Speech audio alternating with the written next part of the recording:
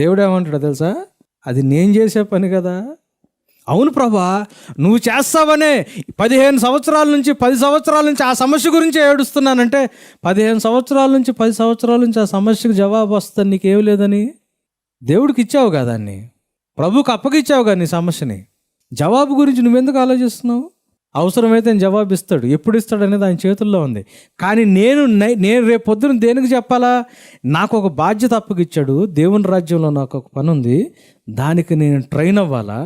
So నా training, నా discipleship, నాకు అప్పగిచ్చిన మిషను, నాకు అప్పగిచ్చిన బాధ్యత, దానివల్ల నాకు వచ్చే ఆ సఫరింగ్ ఉంటుంది చూసారా, వీటన్నిటికీ నా ఫోకస్ దేని మీద ఉండాలి తెలుసా? ప్రథమ ఫలమైన క్రీస్తు మీద ఉండాలి. ఇది ఎందుకు నేను టైం అయినా ఎందుకు తీసుకుంటున్నానంటే మీకు ఈ మాట సింక్ అవ్వాలని. యేసు ప్రథమ ఫలంగా తిరిగి లేపబడ్డాడు, నేను కూడా లెగుస్తాను, తర్వాత తీర్పులోకి వెళ్తాను అన్నది నాకు అర్థమైతే, నా శరీరంలో ప్రాణం పోయే లోపలే నేను ఖచ్చితంగా తిరిగి లేపబడి జడ్జిమెంట్కి వెళ్తాను. కాబట్టి నాకు అప్పచెప్పిన బాధ్యత విషయంలో నేను ట్రైన్ అవ్వాలా. ఆ బాధ్యత నెరవేరుస్తున్నప్పుడు కష్టాలు వచ్చినా నేను భరించుకోవాలా. నాకు అప్పగిచ్చిన పనిని నేనేం చేయాలా? ముగించాలా. ఇది కాకుండా సైతాను మనల్ని ఎక్కడ ఎంగేజ్ చేస్తాడు తెలుసా?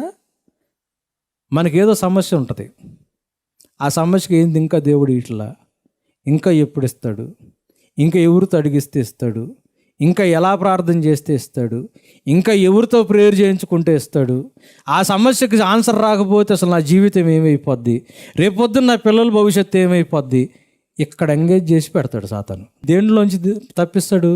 నీకు అప్పగిచ్చిన బాధ్యత, తిరిగి లెగిసిన తర్వాత నువ్వు ఇవ్వాల్సిన జవాబు, దాని నుంచి వచ్చే కష్టాల విషయంలో నువ్వు ఓర్చుకోనీయకుండా మనల్ని ఏం చేస్తాడు? కన్ఫ్యూజన్లో పెడతాడు.